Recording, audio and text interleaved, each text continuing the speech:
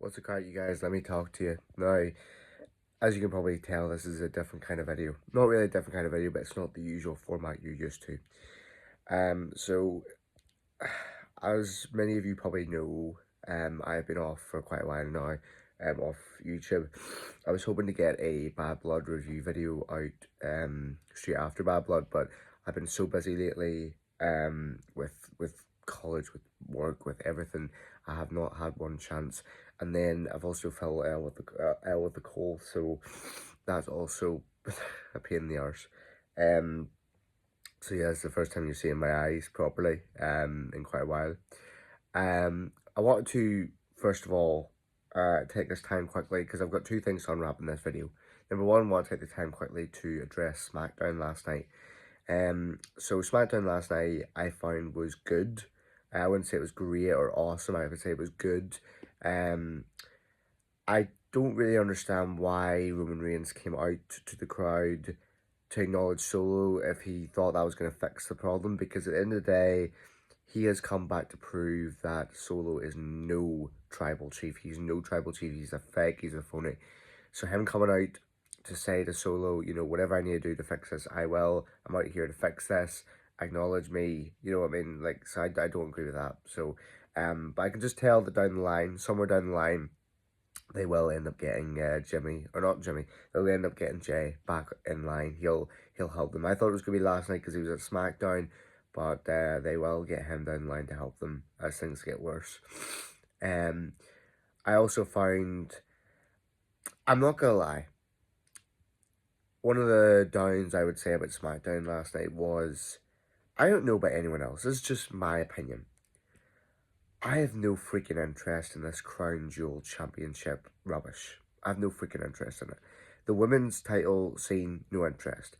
The men's title scene between Gunther and Cody, no interest. I just don't. And that's just my opinion. I think it's a crap idea.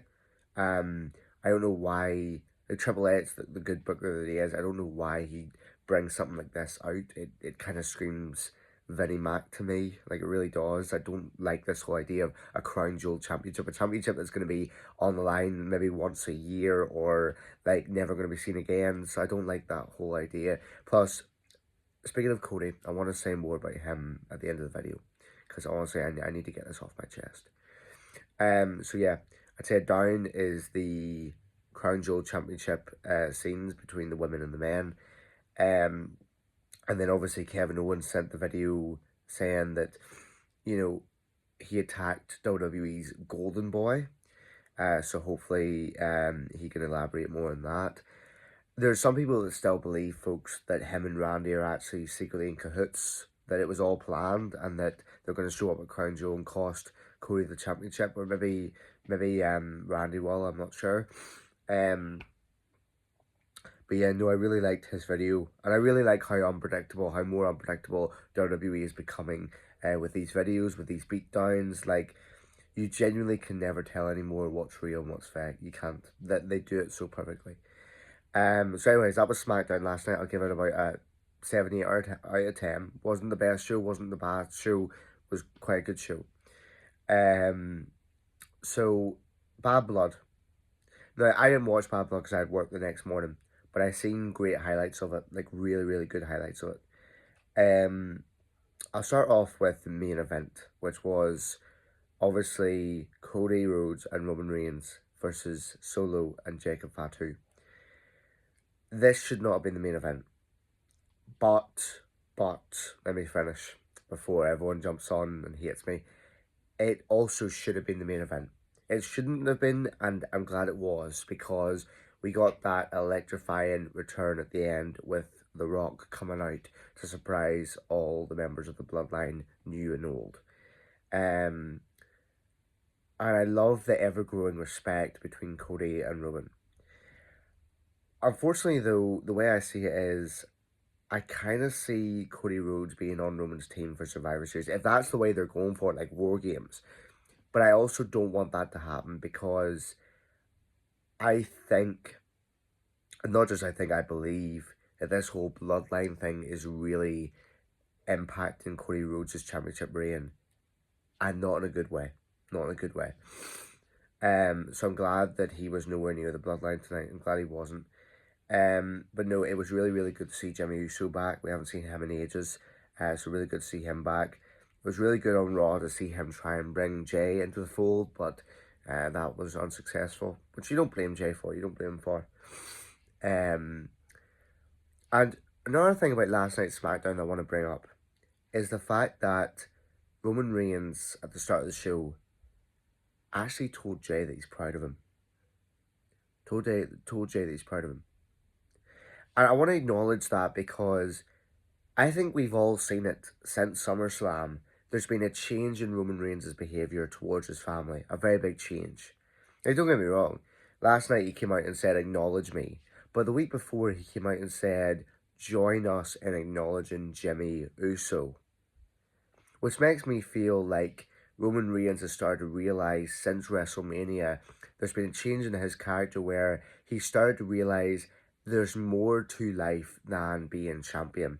There's more to life than just, like, him being the tribal chief. He is the chief of his tribe, and his tribe was Jey Uso, Jimmy Uso, Sami Zayn, and Solo. That was his tribe. And I think what he's realised since WrestleMania and coming after SummerSlam is Roman Reigns knows deep down he treated his family like shit. He knows deep down he did. So the fact that he's now talking to Jimmy Uso a bit better these days, he was saying to Jey Uso at the start of the show tonight that he was proud of him. I'm seeing a shift in him. I really am. And I can tell he genuinely wants to fix this. So, with all that being said, I cannot wait to see what is in store for the Bloodline, for The Rock, the final boss, coming up in the next few months. But, to be honest with you, I think that there was a very key point that was hinted at Bad Blood. When Solo and the new Bloodline had run into the crowd when The Rock was coming out, you could actually hear Solo say to one of the Tongas, you can actually hear him say to them, it's part of the plan. Which makes me feel like all this time The Rock has been the one behind the new Bloodline. That Solo's just a middleman. He's just a middleman. He's just the mini boss, if you know what I mean, to make way for the final boss. And if that's the truth, then what we could be getting is we could be getting The Rock's Bloodline at Survivor Series versus Roman's Bloodline. But I'm not too sure about that. We may also be getting a triple threat match at WrestleMania between Cody, Rock, and Roman because of what The Rock did. Like, he went, 3, 2, 1, and then like that. So it makes me feel like either the Royal Rumble or maybe he's coming after all three of them, or he's coming after both of them, you never know. But no, I really enjoyed last night's SmackDown, and I really enjoyed that match at Bad Blood. It was vicious, it was brutal. Love the respect shown that minute between Roman Reigns and Cody Rhodes. Love it. So I want to get on to the CM Punk versus Drew McIntyre match. That match killed it. It was fucking insane, that match was. Absolutely insane. And I mean insane as in, oh my god, it destroyed all expectations. There was blood everywhere. It was carnage. The only issue that we have with that match is, and with matches like it these days that take place in Hell in a Cell, because I was talking to a mate of mine at work the night after Bad Blood, and he said he watched the McIntyre versus Punk match. And I says, what did you think of it? And he said all those things basically, like it was brutal, it was vicious, it was amazing. But he said this, and this is actually quite true. It's quite sad, but it's quite true. He said, I don't know why these matches take place in Hell in a Cell anymore if the cell itself is barely used in the carnage. And he was right, because I watched that match, and I've watched other Hell in a Cell matches since then, or like before then, obviously I have, and there's something missing from them all. You see, when I think of Hell in a Cell, like proper Hell in a Cell, I think back to that Hell in a Cell match between Mankind and The Undertaker back in the 90s. And that, I believe, was the example for all Hell in a Cell matches to learn from going forward. because what we got in that match was we got Undertaker and Mankind absolutely killing each other, fucking killing each other. Undertaker put Mankind through the fucking cell. Like, it just shows you that it's called Hell in a Cell. And yes, it's really, really vicious, and it's absolute carnage to have weapons and stuff used inside the cell against your opponents and to absolutely beat the shit out of each other. Yes, that's what it's meant for. But Hell in a Cell is more than just an Extreme Rules match. It's use every inch of that cell to your advantage. Absolutely freaking kill your opponent. I'm not saying that's what McIntyre and Punk didn't do. They tore the fucking house down on Saturday night. They tore the house down. They killed each other. I'm not taking away from that. That feud came to a lovely end with CM Punk walking away victorious as he should have and walking into the sunset for now.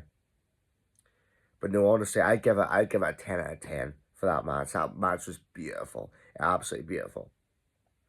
I'm not going to go too much into the other matches. I'll just say that Bad Blood overall, Rhea Ripley versus Liv Morgan was a really, really good match. Raquel Rodriguez coming back wasn't much of a surprise, to be honest. I kind of expected something to go down with the Bloodline. Damian Priest and Finn Balor, knowing that it's not over, amazing, just absolutely amazing. Nia Jax versus Bayley, didn't really expect much.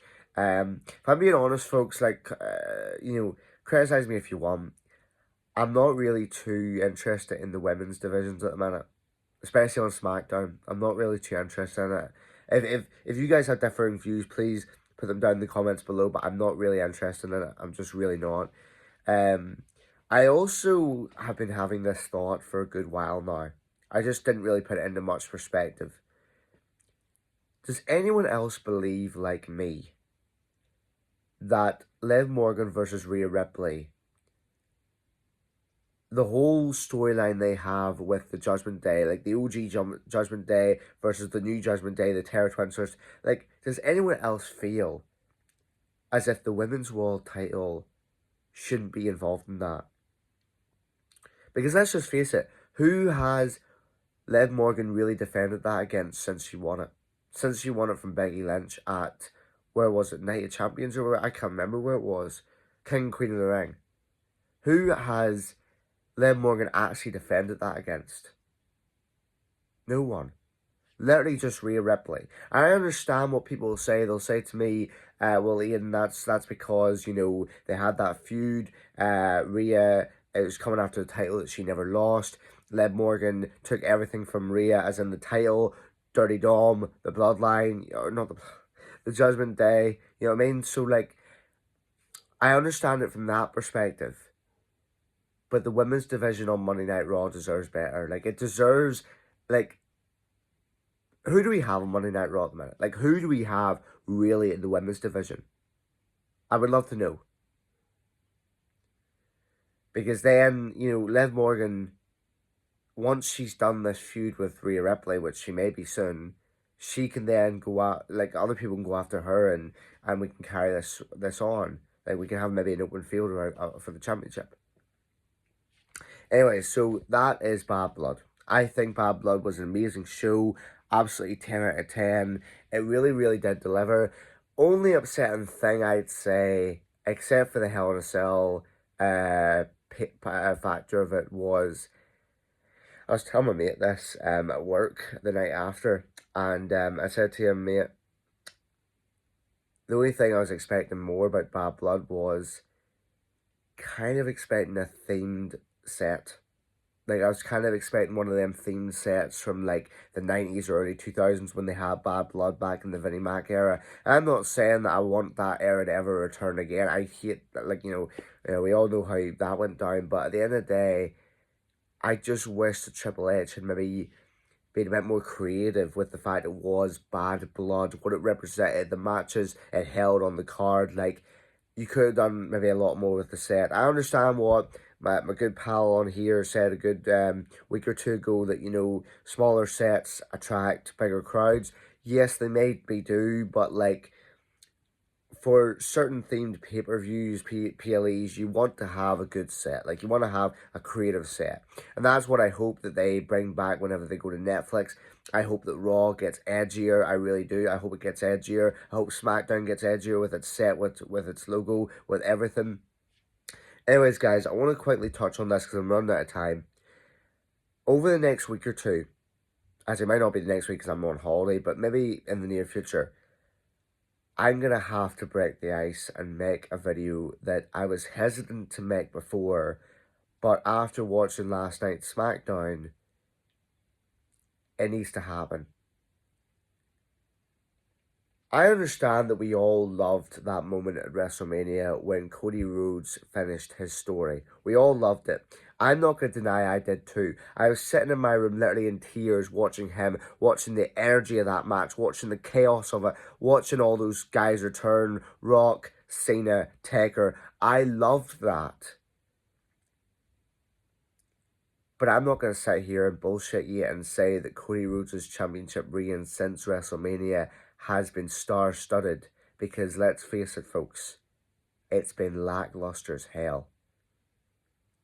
You see, I think a lot of people believe like me. Don't get me wrong, we're happy that Cody Rhodes finished his story at WrestleMania. He finished his story and we're proud of him.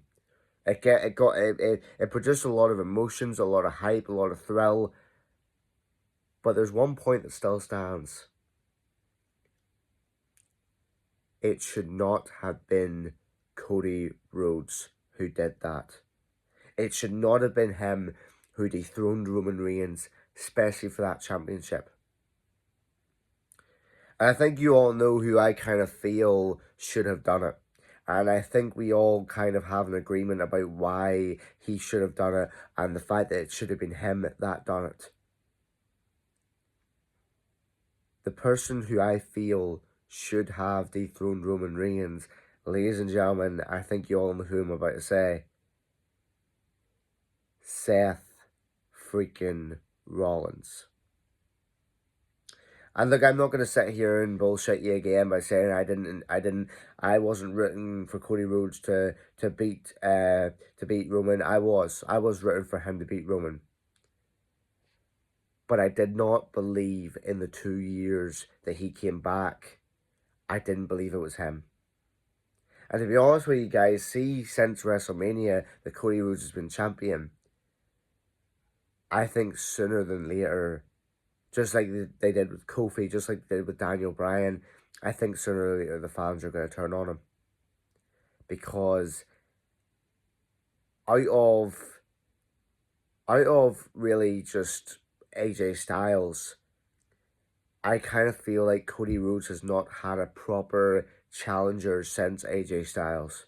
He's had Logan Paul, he's had Kevin Owens, he's had Solo Sikoa, but he hasn't really had anyone else. Like, no one proper. They're really taking their time with Randy versus Cody as well, but he's had really no one proper to really build up feuds with. Every single feud that he's been in has been really easy to predict. Obviously, Rhodes is coming out with it. Like, you know, WWE can do a lot better with his championship reign, I believe. Like, they can do a lot better.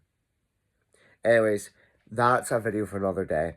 Thank you all so much for watching. God bless. I'm sorry that this video was so late. Been so busy with work and college lately, and the fact that I was sick today. I was actually thinking about making this video tomorrow, but I knew I couldn't keep putting it back.